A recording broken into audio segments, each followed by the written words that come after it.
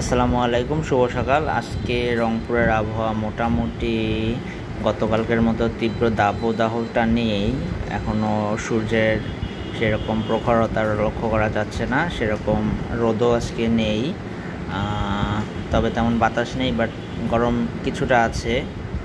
সকাল সকাল একটু ঠান্ডা ছিল, বাট এখন বেশ ভালো গরমই পড়েছে। তো আলহামদুলিল্লাহ, গতকালকের থেকে বা পরশু দিনের থেকে আবহাওয়া মোটামুটি আজকেরটা বেশ ভালো বলা যায়। মহান আল্লাহর কাছে শুকরিয়া যে একটু বৃষ্টি হলে আমাদের জন্য আরও ভালো হতো।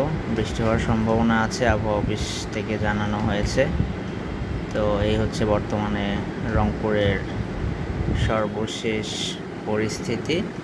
এটা হচ্ছে রংপুরের মুন্সিপাড়া থেকে আমরা এই রংপুর শহরের যে আজকের আবহাওয়া সেটি আমরা দেখতে পাচ্ছি।